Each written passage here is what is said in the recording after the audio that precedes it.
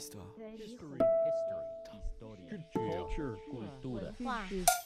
Histoire. Bonjour, je m'appelle Guy Delisle, je suis auteur de bande dessinée et je viens de sortir Chronique de jeunesse dont je vais vous parler. Alors j'aurais aimé venir au festival Histoire et Cité, mais à cause du Covid c'est pas possible. Donc je fais ça par vidéo et je vais répondre à quelques questions qu'on m'a envoyées. Alors la première, vous pouvez nous résumer Chronique de jeunesse, votre nouvelle bande dessinée. Alors ce que j'ai voulu faire, c'est parler pour une fois, non pas de voyage, mais pas loin, de souvenirs. Donc cette fois-ci, au lieu je reviens dans la ville qui est ma ville de naissance, donc la ville de Québec, et j'explore une toute petite partie, c'est-à-dire c'est l'usine de pâte et papier de la ville de Québec, qui est là depuis 1929. Et moi j'ai travaillé pendant 3 étés, quand j'étais adolescent, de 16 à 18 ans. Donc ces souvenirs-là me sont revenus et j'ai eu envie de les mettre en image, de dessiner cette usine, de rencontrer les ouvriers que j'ai rencontrés, que j'ai connus, qui m'ont laissé des souvenirs forts. Donc j'ai tout noté ça et j'ai passé 2 ans à faire cette bande dessinée-là qui est sortie en janvier dernier. Comment décririez-vous ce voyage dans le temps en adjectifs? En 3 adjectifs. Alors, oui, c'est un voyage dans le temps, parce que pour une fois, c'est pas un voyage géographique, mais c'est un voyage dans... Je remonte la machine à monter le temps, et je reviens à mon adolescence. 3 adjectifs, alors c'est assez simple. Je dirais chaud, épuisant et bruyant. Parce que bon, c'est une usine, on travaille de nuit, il faisait très chaud, à travers les machines, c'était comme une salle de machine de paquebot, un peu. Et c'est le souvenir que j'en ai, c'est l'odeur aussi. Alors qu'en bande dessinée, c'est plus compliqué de faire passer les odeurs. Le son aussi, mais ça, on y arrive toujours un peu. Donc voilà, c'est moi le souvenir que j'ai, c'était mon premier travail en tant qu'étudiant. Et je passais des étés là et c'était de nuit, donc c'était assez épuisant aussi. Donc beaucoup de bruit, beaucoup de fatigue et beaucoup de chaleur. Quelle était la part de voyage dans cet environnement? Alors moi j'étais étudiant aux Beaux-Arts quand je travaillais à l'usine et je me rappelle en avoir parlé avec les ouvriers qui étaient là-bas. Ils me demandaient ce que je faisais comme études. Et quand ils ont su que je faisais des études de beaux-arts, donc de dessin, sculpture et tout ça, ils ne comprenaient pas en fait en quoi ça consistait. Ils n'avaient jamais rencontré un étudiant qui faisait des études de beaux-arts. Et il y a eu un blanc dans la conversation. Donc j'ai compris que c'était voilà, un monde qui leur était assez étranger, le monde de l'art. Et moi je baignais là-dedans, pas jeune, mais en fait c'est quelque chose qui m'attirait. Et donc j'ai fait mes études de beaux-arts. Et en fait en étant dans cette usine-là, quand j'y travaillais l'été, je voyais toute cette usine avec la fumée, et vraiment il y a une partie graphique qui moi m'interpellait. Cette rouille, ces tôles qui sont abîmées par le temps et des traces de chaînes, je me rappelle, sur certains panneaux en métal qui montraient l'usure avec toutes les successions de couches de peinture sur le métal. Donc tout ça, je trouvais ça très très beau, je le gardais en mémoire. Bon, j'en parlais pas avec les ouvriers qui étaient là, je pense pas que cet aspect de l'usine, ils le vivaient, en fait pas comme moi. Et ça m'inspirait en fait, parce que je me rappelle que j'avais utilisé un peu ça dans des travaux de beaux-arts. Et donc pour moi, il y avait une dimension qui était assez belle, artistique, que j'ai voulu retransmettre dans le livre un peu. C'était plus fort que ça, mais je le mets en petites touches dans le livre comme ça, par des dessins, par cet aspect très tuyau, très électrique, donc le côté industriel que je trouvais très beau, et puis par la finale, une des finales du livre où je monte sur les toits, et c'est le lever du jour, parce qu'on travaillait de nuit, et il y a ce lever de soleil sur ces fumées qui sont gigantesques, qui sont très très fortes, sur le toit de cette usine. Donc c'était un moment assez magique, et j'avoue que ça a gravé ma mémoire, et ça j'ai voulu le mettre dans le livre, bien sûr. C'est un voyage dans un espace qui est très petit, en fait, c'est l'usine. Mais là-dedans, il y a tout un monde qui se déploie. Il y a ces ouvriers, il y a le langage, parce qu'ils ont un langage presque à eux, dans le sens que c'est très bruyant et on est loin l'un de l'autre, on communique moi, déjà avec la lampe de poche, parce qu'ils m'envoient la lumière dans les yeux, donc je vois qu'ils veulent me parler. Et comme ils sont loin et qu'il y a du bruit, ça sert à rien de crier. Donc il y a des gestes qui se sont développés et qui peuvent faire des phrases finalement. Et je voyais très bien par les gestes qu'il me faisait que quelqu'un l'avait appelé et qu'il fallait qu'il aille parler à sa femme ou qu'il s'absentait pour aller aux toilettes. Et tout ça se faisait de façon dialoguée. Donc voilà, il y a ces personnages, il y a ce dialogue et il y a ce monde, on fait cette architecture industrielle. Et tout ça fait presque un petit pays en soi. En tout cas, moi, en allant là-bas, j'avais autant l'impression de voyager que quand j'ai fait des bandes dessinées sur Jérusalem, sur la Birmanie ou même sur la Corée du Nord. Quelque part, c'était un peu le même fonctionnement. En tout cas, artistiquement, moi, quand j'ai travaillé là-dessus, j'ai pris la même méthode de travail. Alors, si vous deviez choisir un seul endroit, pas encore visité, ce serait lequel et pourquoi? Comme tout le monde, je voulais aller au Japon. Alors, il se trouve que j'y suis allé en famille. On a fait un petit voyage familial au Japon. Donc, celui-là, il est déjà visité. J'y retournerai avec plaisir. Mais je crois que si c'est un endroit où je ne suis pas allé, ça serait peut-être le Bhoutan. Alors, parce qu'on a failli y aller avec Médecins sans frontières qui avait une mission là-bas. Je ne sais pas s'ils ont toujours une mission là-bas. J'ai rencontré des gens qui y travaillaient et qui m'avaient décrit ce pays comme étant forcément très très beau parce qu'il est sur le toit du monde. Alors il est très fermé aussi, on ne peut pas y aller comme ça, il y a très peu de touristes, ils essaient d'être préservés. Il pique beaucoup la curiosité parce que c'est un pays où le bonheur est mis en avant, c'est-à-dire qu'il y a une espèce de produit, pas produit intérieur brut, mais il y a une espèce, on mesure le taux de bonheur des habitants, ce qui est assez intéressant. Et voilà, j'aurais aimé constater de quoi on parle quand on parle de ce bonheur par habitant, de voir forcément ces très beaux paysages. Et voilà, ce sera peut-être pour une fois, mais là c'est pas d'actualité. Mais peut-être que les plus beaux pays, c'est ceux qu'on ne visite pas. C'est peut-être ça au final. Revenir dans votre Québec natal, c'est devenu un voyage. Alors oui et non, parce que maintenant, pour avoir vécu plus de la moitié de ma vie en Europe, en France, dans le sud de la France, voilà, moi j'ai épousé cette culture, j'ai épousé ce pays, la culture française, le pays. Et étonnamment, une culture ne chasse pas l'autre en fait. Je me sens français, j'ai l'accent français maintenant. Et mais quand je reviens au Québec, je me sens autant québécois que j'étais quand j'étais jeune. En fait, c'est comme s'il n'y avait pas eu de distance de temps. Et c'est peut-être l'intérêt ou la beauté des cultures, c'est-à-dire que on gagne la culture de quelqu'un, on s'enrichit. Moi, j'ai gagné la culture française. Et puis voilà, elle n'a pas chassé voilà, la culture québécoise. Je me sens toujours québécois quand je suis là-bas. Ça revient très vite. Alors, faut dire que je me sens moi très rapidement chez moi. J'ai pas des racines très profondes, c'est pour ça que j'ai pu voyager assez facilement, m'installer ailleurs sans trop de problèmes. Et, et puis vivre en France, mais quand je retourne au Québec, au bout de quelques jours, j'ai l'impression d'être chez moi. Quand je m'installe en Birmanie, au bout d'un mois, voilà, j'ai mes repères, le quartier, la rue, et j'ai l'impression d'être chez moi rapidement. Donc ça, c'est quelque chose qui fait que j'ai pu voyager facilement.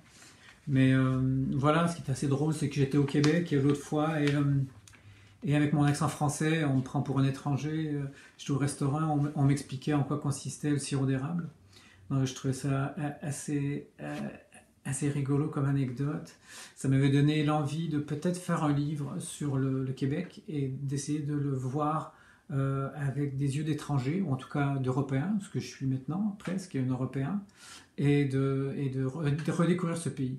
En fait, bon, c'est pas aller très loin, parce que à part cette anecdote-là, il n'y en a pas eu d'autres, et en fait, je fais trop partie de cette culture pour la voir différemment. Moi, j'aime bien aller ailleurs, fonctionner avec le décalage culturel, et à partir de ça, j'observe, je prends des notes, et ça me passionne. Et bon, voilà. Mais après, quand c'est une culture que je connais trop, comme la française, je ne me sentirais pas de faire un livre sur la France. Il n'y a pas ce décalage culturel. Et pareil pour le Québec, je me sens trop faire partie du Québec, de cette culture-là pour faire quelque chose qui serait décalé. Quel âge avez-vous? Alors moi je suis né en 66, donc j'ai 55 ans, et d'ailleurs c'est un peu, ça a été un déclencheur un peu en fait, c'est-à-dire que quand je regarde le chemin que j'ai fait à partir de cette bande dessinée où j'avais 17 ans, il se trouve que mon fils a 17 ans, donc forcément je le regarde et je me dis tiens, qu'est-ce que je faisais moi à 17 ans? Donc ça me fait revenir un peu à cette époque-là, c'est assez passionnant de comparer son fils et puis ce que moi j'étais. Donc j'y retrouve plein de similitudes forcément. Euh, et puis dans la bande dessinée, j'ai voulu parler un peu d'un parcours artistique aussi. J'ai voulu montrer, j'aime pas dire carrière artistique parce que c'est un côté fini. Donc c'est plus un parcours. Pour moi, mon parcours artistique a commencé au coin de la rue. Avec les médiathèques où voilà, j'ai beaucoup engrangé, j'ai beaucoup regardé d'images de bande dessinée. J'ai presque appris mon métier, voilà, j'ai appris mon métier en regardant la bande dessinée et en ayant envie d'en faire.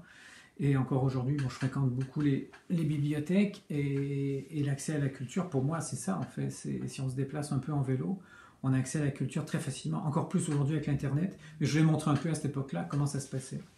Alors, je me suis dit aussi que je ferais cette bande dessinée-là. Ça fait longtemps, c'est un projet que je traîne depuis des années. Je pense que j'y pensais quand j'avais 30 ans. Je me dis, tiens, ce serait intéressant de parler de ces quelques étés que j'ai passés à l'usine. Mais à 30 ans, je me sens un peu trop jeune pour faire ça. Je me dis, je ne vais pas commencer à parler de mes souvenirs à 30 ans. Je m'étais dit, j'attendrai d'avoir 50 ans. 50 ans. Maintenant que j'en ai 55, voilà, je m'autorise à parler de mes souvenirs comme un vieux papa que je suis. Maintenant, mon fils a 17 ans, donc voilà.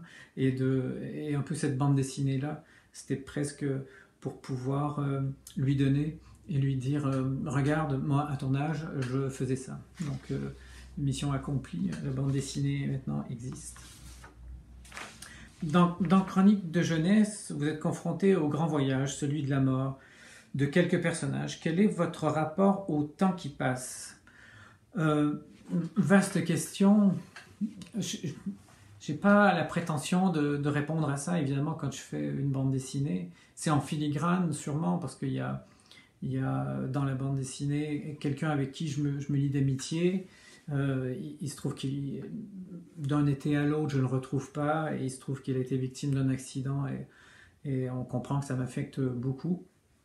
Et en filigrane du livre aussi, il y a mon père qui revient, parce que si j'ai travaillé dans cette usine, c'est parce qu'il y travaillait. Et ça a été l'occasion pour moi aussi de le voir dans son milieu de travail pour la seule et unique fois. Il est mort, il là maintenant 3 ou 4 ans, et ça a été aussi un déclencheur en fait de faire cette bande dessinée là. C'est un hommage à beaucoup de choses, c'est un hommage à cette usine, à la culture des ouvriers qui est là, cette usine qui aura bientôt 100 ans. Je trouvais ça intéressant d'en parler. Bon, moi j'y étais, donc c'était surtout ça le principal moteur de la bande dessinée, mais c'était aussi de pouvoir parler un peu de mon père, en filigrane, la relation que j'avais avec lui qui était très distanciée, qui était très loin, on ne se voyait pas beaucoup, d'en parler un peu, puis de lui rendre une certaine forme d'hommage peut-être. À la fin, je reviens là-dessus. Disons que ça a été un peu une surprise pour moi, dans le sens que je ne pensais pas parler autant de mon père, mais la narration l'exigeait. C'est-à-dire que l'usine, c'est mon père, j'y étais parce qu'il était là, et puis il fallait que j'explique le contexte, et petit à petit, bon, ça s'est imposé dans le récit. J'en suis pas mécontent, parce que ça a vraiment sa place, mais voilà, ça m'a un peu surpris en me disant, tiens, c'est vrai que ça ressemble presque au sujet principal, alors qu'au début, je pensais que parler de l'usine. Donc voilà, des fois, on contrôle pas tout dans une narration, et ça, pour moi, c'en est un exemple, en tout cas. Les repères que vous aviez dans Chronique de jeunesse s'effacent aujourd'hui. Cet ouvrage leur rend-il hommage? Oui, bah bien sûr, je viens d'en parler un petit peu, parce que cette usine a 100 ans. Et elle fait partie de la ville, elle est là depuis presque les débuts. C'est une usine qui était en marge du centre-ville. Comme la ville grossit, forcément, elle se rapproche du centre-ville, elle est toujours là à fumer. C'est un contexte industriel assez évident parce que quand il fait un peu froid, il y a un panache de fumée qui s'élève de l'usine et qui va vers la ville. Donc on ne peut pas la rater, c'est sûr. Tous les habitants de la ville de Québec la voient très bien. Il y a une autoroute qui passe au-dessus et quand j'étais jeune et que je passais au-dessus, ça me fascinait cette image d'usine qui est très jolie par ailleurs parce qu'elle a été construite dans les années donc en 27. L'architecte s'est un peu inspiré des monuments de New York, des bâtiments de New York, et il a fait quelque chose un peu art nouveau. Ce qui fait que c'est une usine qui est entourée de fumée, qui sent le soufre, mais qui a ce côté très élégant. Donc je trouve ça mystérieux, moi, quand j'étais jeune, d'avoir ce mélange d'élégance et puis d'industriel. Et voilà, moi quand j'y étais, il y avait quand même plus de 1100 ouvriers qui y travaillaient. Il y avait 4 machines à papier qui tournaient 24 heures sur 24. L'industrie de la pâte et papier au Québec est une des industries, c'est une des premières, une des plus importantes. Il y a le bois et après il y a le papier, évidemment, il y a eu la fourrure, mais ça c'est il y a très longtemps. Donc voilà, c'est une usine, il y a eu énormément d'usines de pâte et papier à un moment au Québec, mais maintenant, voilà, le papier journal. Les journaux se lisent moins, le papier se crée moins et les usines ont tombé. Alors, ça s'est réduit comme une peau de chagrin. Beaucoup d'usines ont fermé dans la province de Québec. Celle de Québec a continué, mais elle a diminué. Maintenant, il n'y a plus que 600 ouvriers, donc ça a diminué de moitié. Sur 4 grosses machines, il n'y en a plus que 3 qui tournent. Donc voilà, je pense qu'on peut imaginer qu'un jour, elle sera fermée ou elle diminuera encore plus. En tout cas, elle est là et ça fait plaisir que ça puisse continuer, même si c'est une usine. On s'attache à son patrimoine. Ça fait partie du patrimoine de la ville de Québec. Il y a des gens qui m'écrivent, qui ont travaillé là, qui sont ravis d'avoir une BD qui parle de leur métier, qui parle de leur vie. En fait, moi, ça me fait plaisir de les mettre un peu en avant, si c'est possible, ou en tout cas de parler d'eux, de parler de ce qu'est leur métier, parce que ça intrigue pour tous les habitants de la ville de Québec. Qu'est-ce qui se passe dans cette usine? De quoi ça a de l'air? En fait, pour pouvoir y être allé, il faut pouvoir la visiter, mais ça se fait pas facilement. Donc, d'ouvrir une porte sur cette usine, oui, c'est lui rendre hommage, c'est sûr. Quel est alors le truc le plus drôle qui vous soit arrivé en voyage? C'est assez difficile à saisir ça parce que en voyage, la façon dont je fonctionne, moi, quand je voyage, bon, maintenant je fais beaucoup de croquis quand je voyage, parce que le plaisir de la nouveauté quand on voyage donne envie de prendre des photos, de saisir le moment. Pour les gens qui dessinent, c'est de saisir le moment avec un croquis. Après, quand je voyage longtemps, quand je suis ma compagne et on va s'installer par une année, je fais des croquis, mais évidemment, il y a des anecdotes de la vie qui peuvent se passer et qui fait que j'aurai envie de non seulement faire des croquis, mais de prendre des notes et c'est avec ces notes, donc au quotidien, très simplement, qu'après je vais faire mes bandes dessinées. C'est-à-dire que je vais relire toutes les notes que j'ai faites et je vais me dire tiens, ça c'était intéressant, ça c'était comique, ça c'était drôle, ça c'était cocasse ou ça c'était complètement fou. Et tout ça, ça me donne envie de le mettre dans une bande dessinée qui ressemble plus à une grande carte postale en fait, parce qu'il y a des morceaux de tout. Donc si je pense à l'humour, c'est pas évident parce que c'est plutôt des moments forts, des moments bizarres en fait, et pas nécessairement de ceux que j'ai mis en image moi en fait. C'est certain qu'en Chine, quand on allait simplement manger au restaurant et avant d'aller au restaurant, il y a des aquariums et dans ces aquariums on choisit le poisson qui vont nous servir après dans notre assiette. En soi, c'est assez étonnant comme coutume. Enfin, on n'a pas ça en Europe. Et je me rappelle d'être allé dans un restaurant où il y avait un poisson qui était manifestement mort et qui flottait sur le ventre. Et j'avais pris une note et je l'avais simplement dessiné. Et je me voyais en train de parler au serveur et de lui dire je voudrais bien celui-là parce qu'il est déjà mort, donc on n'aura pas en tuer un nouveau. Donc c'est un truc qui n'a pas pu se mettre dans la bande dessinée par exemple parce que c'était un humour qui était sur une image en fait, alors que dans la bande dessinée c'est une narration qui est plus sur la continuité. Donc il y a des choses comme ça qui passent mieux, qui passent moins bien. Parmi les choses qui passent mal en bande dessinée, il y a le son, la chaleur et le bruit en fait. C'est toute ma dernière bande dessinée, donc Chronique de jeunesse, où je travaille dans cette usine, dans le bruit, la chaleur et, euh, et puis il y a l'odeur de soufre. Alors ça passe encore moins en bande dessinée. Donc ça se suggère, mais il y a pas, c'est pas comme dans le cinéma, on a un peu plus le son évidemment, on a plus le bruit. Donc voilà, j'ai pas insisté là-dessus dans la bande dessinée, mais ça fait partie des choses qui passent assez mal en bande dessinée. Et ben voilà, et ben, j'ai fait le tour des questions qui m'ont été posées. Ben merci pour cette invitation et à une autre fois peut-être en vrai, en présentiel, comme on dit maintenant. Au revoir.